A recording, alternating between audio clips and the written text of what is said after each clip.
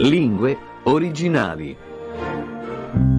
Lingue originali su Caffè Italia. Lingue originali in particolare nell'edizione dedicata alla letteratura in lingua inglese. Bentrovati da Dario Albertini, fra poco a darvi il bentornati con la sua lettura di oggi anche Marco Piovaz, il nostro non solo lettore, ma anche cultore di tutto ciò che è British, ma chissà, avremo modo di parlarne. Le storie sorprendenti di Roald Dahl, Tales of the Unexpected. Le stiamo sfogliando, oggi continuiamo a farlo, è il quarto estratto da questa raccolta, anzi, per meglio dire, da una di queste storie sorprendenti, si intitola The Bookseller, che Marco Piovaz sta per proporci. Parliamo di questa raccolta. Se non siete pratici, non avete dimestichezza con la lingua inglese, tranquilli. Con la traduzione di Attilio Veraldi trovate le storie impreviste, questo è il titolo in lingua italiana, pubblicate da Tea. È un'edizione, quella che vi suggerisco, che ho qui con me, del 2021. Parliamo dell'umorismo di Roald Dahl, partendo più in generale dallo humor inglese, ricordando un pensiero di Camilla Cederna. A chi piace lo humor inglese? Penso a molti. Allora non esitino, dice la Cederna, a leggere queste storie impreviste in cui agiscono, nel modo appunto più imprevisto, nefande consorti, avidi pastori protestanti, nevropatiche, oziose signorine offese, mariti gelosi che allora ricorrono a vendette e intrighi così straordinari che il lettore non può mai smettere di leggere.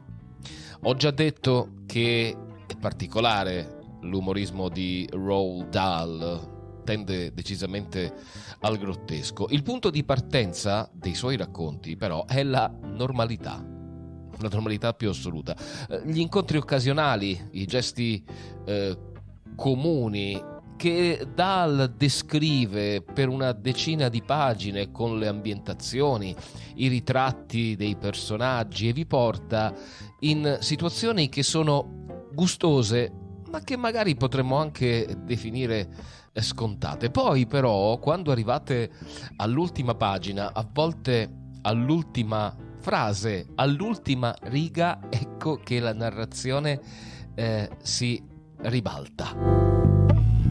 Si ride, si percepisce la beffa e anche quel che di imprevisto che spiega il titolo. E allora noi lettori cosa facciamo leggendo Roald Dahl? Ridiamo, per poi magari renderci conto che il nostro è un riso amaro. Roald Dahl, da Tales of the Unexpected, le storie sorprendenti, ricordo, le trovate in edizione italiana pubblicate da Tea, quarto estratto da Il libraio, The Bookseller. Linea e microfono a Marco Piovaz. Don't you want to do today's letters? Bugger today's letters, Mr. Buggage said. We're on holiday from now on. Get on to that travel agent quick. He leaned the other way now and started scratching his right buttock with the fingers of his right hand. Miss Tottle watched him, and Mr. Buggage saw her watching him, but he didn't care. Call that travel agent, he said. And I'd better get us some traveller's checks, Miss Tottle said. Get 5,000 quid's worth. I'll write the cheque. This one's on me. Give me a chequebook. Choose the nearest bank and call that hotel in wherever it was and ask for the biggest suite they've got. They'd never booked up when you want the biggest suite. 24 hours later, Mr. Buggage and Miss Tottle were sunbathing beside the pool at the La Mamounia in Marrakesh, and they were drinking champagne. "This is the life," Miss Tottle said. "Why don't we retire all together and buy a grand house in a climate like this?" "What do we want to retire for?" Mr. Buggage said. "We've got the best business in London going for us, and personally I find that very enjoyable." On the other side of the pool, a dozen Moroccan servants were laying out a splendid buffet lunch for the guests. There were enormous cold lobsters and large pink hams and very small roast chickens and several kinds of rice and about 10 different salads. A chef was grilling steaks over a charcoal fire. Guests were beginning to get up from deck chairs and mattresses to mill around the buffet with plates in their hands. Some were in swimsuits, some in light summer clothes, and most had straw hats on their heads. Mr. Buggage was watching them. Almost without exception, they were English. They were the very rich English, smooth, well-mannered, overweight, loud-voiced, and infinitely dull. He had seen them before all around Jamaica and Barbados and places like that. It was evident that quite a few of them knew one another, because at home, of course, they moved in the same circles. But whether they knew each other or not, they certainly accepted each other, because all of them belonged to the same nameless and exclusive club. Any member of this club could always, by some subtle social alchemy, recognize a fellow member at a glance. "Yes," they say to themselves, "he's one of us. She's one of us." Mr. Buggage was not one of them. He was not in the club, and he never would be. He was a nouveau, and that, regardless of how many million he had, was unacceptable. He was also overtly vulgar, and that was unacceptable too. The very rich could be just as vulgar as Mr. Buggage, or even more so, but they did it in a very different way. "There they are," Mr. Buggage said, looking across the pool at the guests. "Them's our bread and butter, every one of them likely to be a future customer." "How right you are," Miss Tottle said. Mr. Buggage, lying on a mattress that was striped in blue, red and green, was propped up on one elbow, staring at the guests. His stomach was bulging out in folds over his swimming trunks, and droplets of sweat were running out of the fatty crevices. Now he shifted his gaze to the recumbent figure of Miss Tottle, lying beside him on her own mattress. Miss Tottle's loaf of bread bosom was encased in a strip of scarlet bikini. The bottom half of the bikini was daringly brief and possibly a shade too small, and Mr. Buggage could see traces of black hair high up on the inside of her thighs. "We'll have a lunch, pet, and then we'll go to our room and take a little nap, right?" Miss Tottle displayed her sulphurous teeth and nodded her head. "And after that we'll do some letters." "Letters?" she cried. "I don't want to do letters. I thought this was going to be a holiday." "It is a holiday, pet, but I don't like getting good business go to waste. The hotel will lend you a typewriter. I already checked on that. And they're lending me their who's who. Every goods hotel in the world keeps an English who's who. The manager likes to know who's important, so he can kiss their backsides." "They won't find you in it," Miss Tottle said, a bit huffy now. "No," Mr. Buggage said, "I'll grant you that.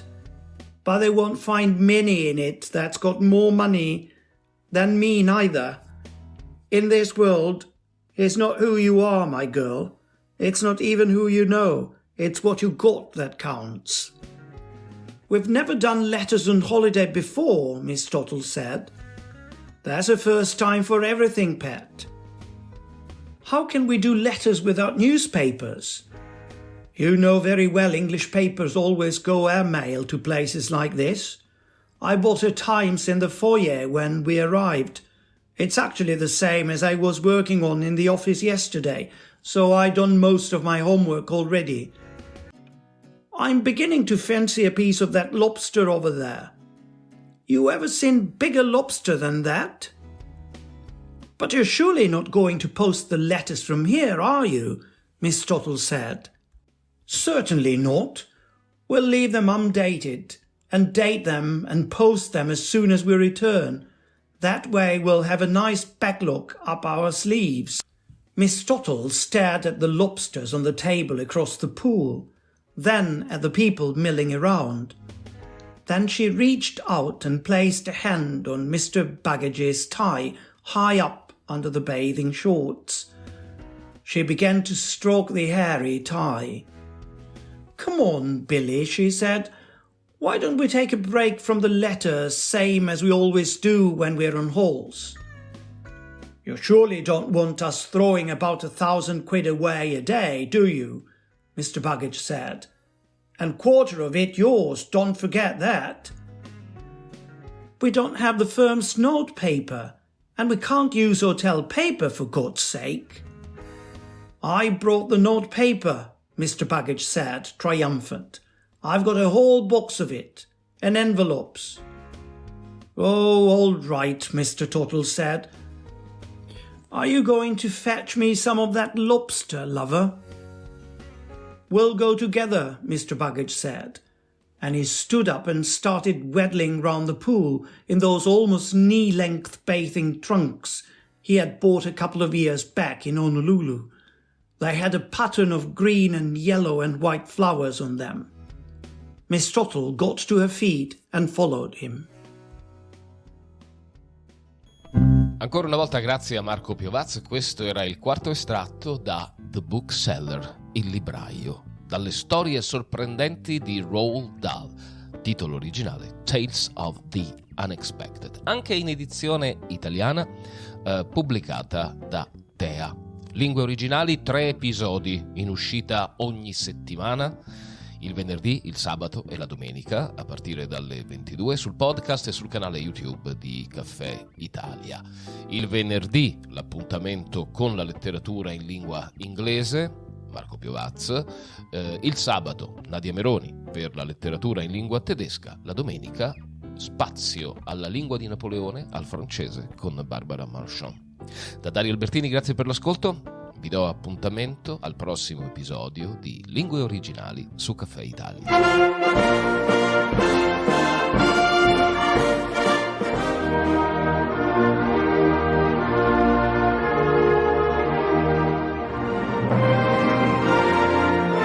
Lingue Originali.